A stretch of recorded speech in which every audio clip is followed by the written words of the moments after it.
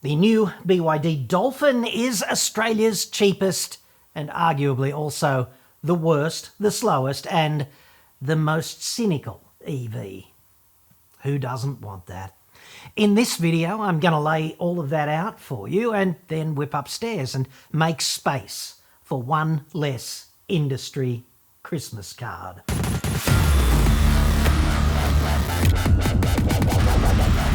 I'm John Cadogan from AutoExpert.com.au and I get new cars cheap. Even the Dolphin, if you really want to do that to yourself. But Australia only. Website. Card.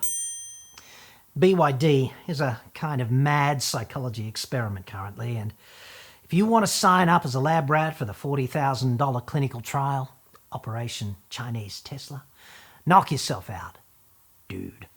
It's a free country, like almost, except in Victoria. Emerging virtue signalling brands are often impossibly entertaining. Take Polestar, for example.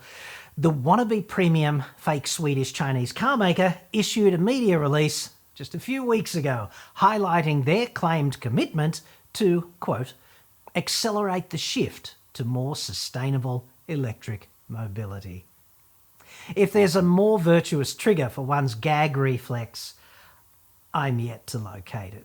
Apparently they were achieving peak electric wank, at least this time, by reaching around under the table to collaborate over the Candela C8 Polestar, a $450,000 hydroplaning pleasure boat aimed mainly at super wealthy, self-entitled, nauseatingly virtuous, hemp, shoe and bamboo sock wearing green masturbators. Pretty sure if there's a roadmap to saving the planet, Polestar and Candela are not waypoints on that journey. But of course, perspective is the first casualty of PR. And this kind of thing is pretty good for a laugh, at least it is for me. I'm sure the Polestar frontliners in the bowels of the Chadstone shopping centre, beautiful Chatty, it's right there, that Polestar, let's call it dealership, nestled next to the Dunnies, right alongside, you can't miss it. I'm sure they're brimming with pride over the astounding relevance of those $500,000 battery hydrofoils and their sustainable electric mobility potential. I certainly know I was when I walked purposely next door and, cracked one off. Perhaps we should go back to BYD now and their journey so far in Australia, because they're so new and perspective is actually quite important, especially if you're about to slam $40,000 down on some counter.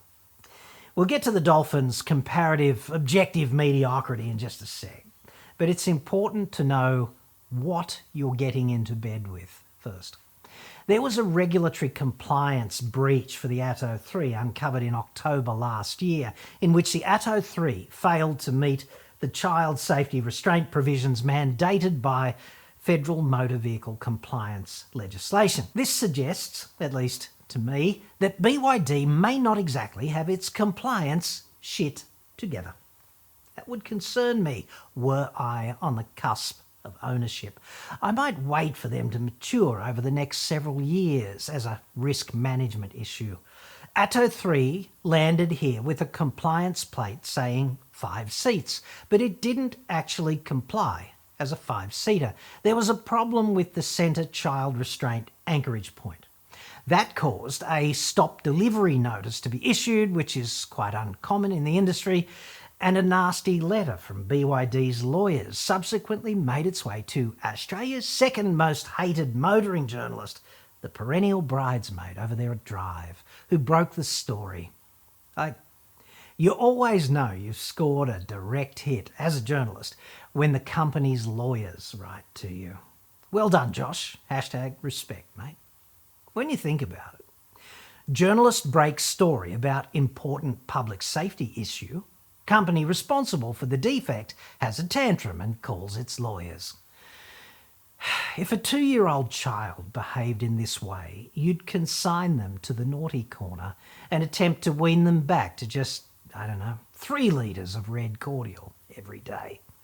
To me, this kind of conduct is a front row seat looking into the true underlying nature of an organisation.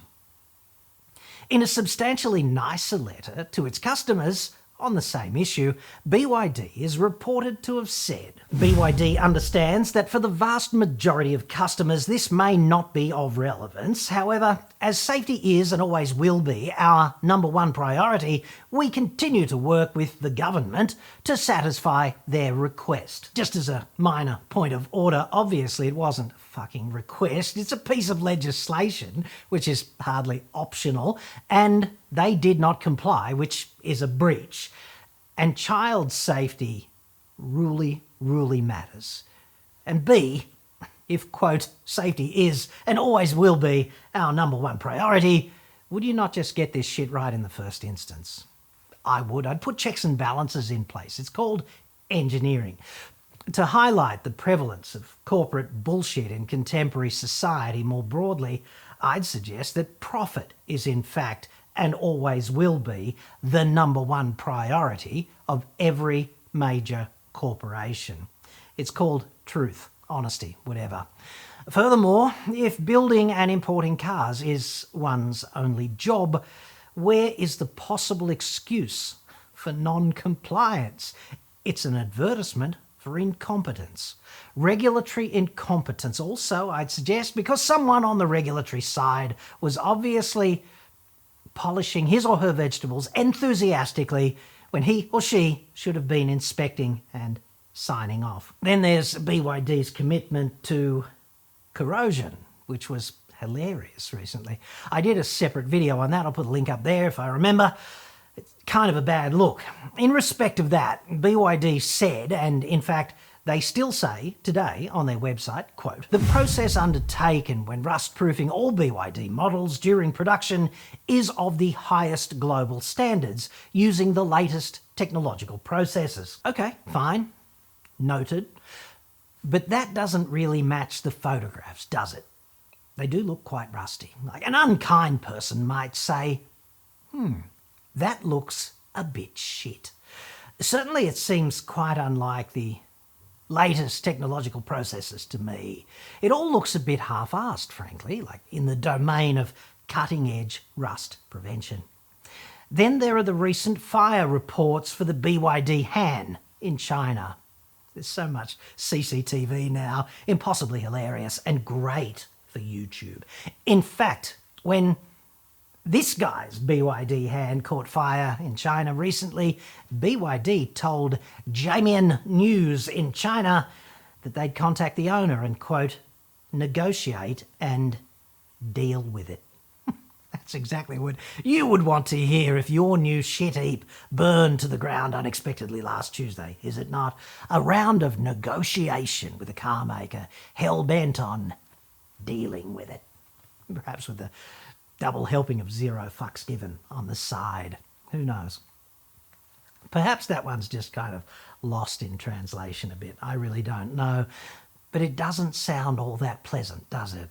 There's the instance of the fire, for starters, right? That sort of thing just shouldn't happen. Anyway, finally, the somewhat sketchy, let's be kind and call it evolving BYD sales and support architecture in Australia.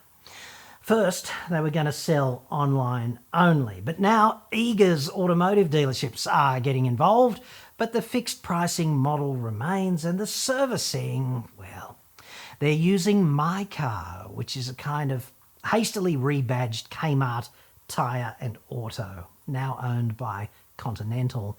KTAS, Kmart Tyre and Auto stores, enjoyed one of the worst aftermarket servicing reputations, and is currently rated a massive 2.9 out of 5 stars from 1,799 customer assessments on productreview.com.au, with one reviewer, Jeanette, explaining, worst business ever. Booked in for 2 new tyres and paid with Afterpay. Was told I'd need all 4 replaced, so I cancelled the booking as I couldn't afford all 4. Afterpay was still charged, even though the store tells me I wasn't charged. Now locked in a long, drawn-out battle to get my money back, and no one at head office answers the phone. It goes to voicemail and asks you to leave a message, and they'll call back, but they don't. The worst business I've ever had to deal with. I'm not sure if a recent change of ownership changes the underlying culture of a business all that much, but at least thanks to Continental, my car has a no slavery policy now. Thank God. No news yet on whether anyone at head office can be asked picking up the phone these days, however. This is the backdrop to buying Australia's new cheapest EV. Of course, the MG4 was Australia's cheapest EV for about 20 minutes, 2 weeks or so ago, until BYD undercut them somewhat cynically by just $100 with the poverty pack Dolphin. And I say cynically because the new cheapest EV, the Povo Pack BYD Dolphin, is ridiculously inadequate. Personal opinion. Here's why I think that. It's Corolla-sized, right? Australia's most poverty Corolla, the Ascent Sport, is about 32 grand drive away, backed by Australia's most misleading and deceptive car maker. That's a federal court determination, by the way. Oh, what a feeling. That gorgeous poverty Corolla weighs 1,420 kilos and has a 126 kilowatt engine, so not exactly all that titillating in the trouser TP sweepstakes. But it is positively Ron Jeremy when compared with the poverty BYD Dolphin. Australia's new cheapest EV, which is 86 kilos heavier than the Corolla, is also fundamentally cursed with 56 fewer kilowatts than the shittest Corolla money can buy from those deceptive misleaders at Toyota. That Dolphin is the Mr. Puniverse of battery EVs. It's Steve Rogers before the Stark Industries Captain America machine, basically.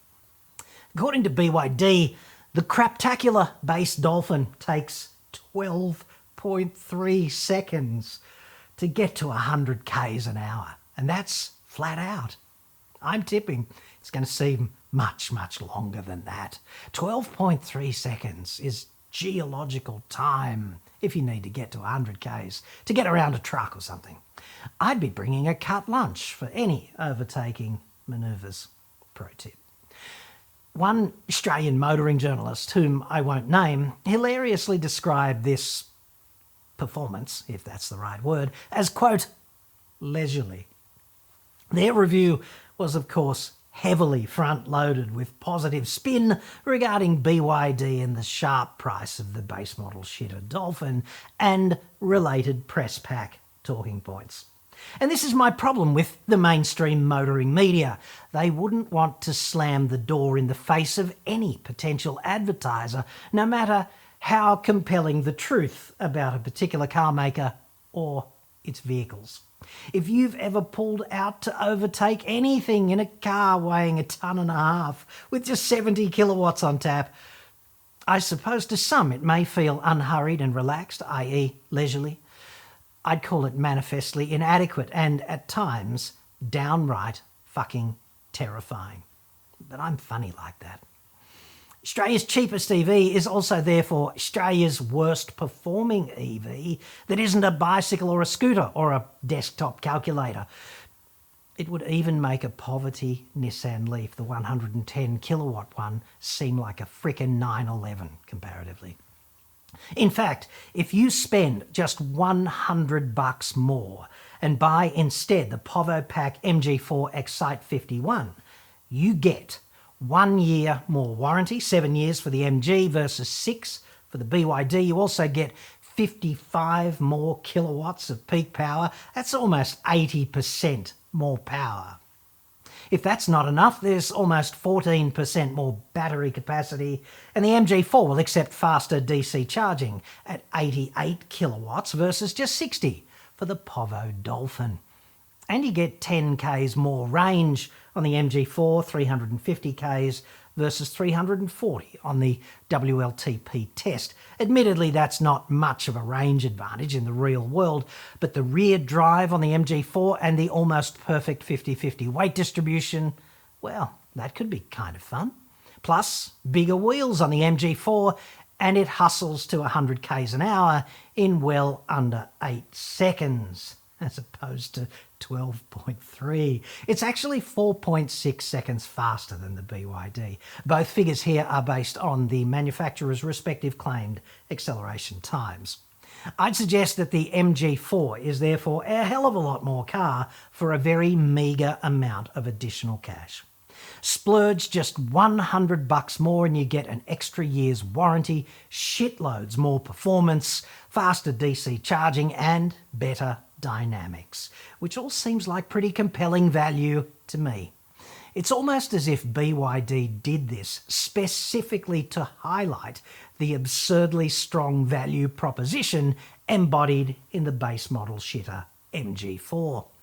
BYD probably hopes the mainstream motoring media will stick to the unspoken code of media conduct, which is just pretend you're an extension of the PR department and it'll all be okay.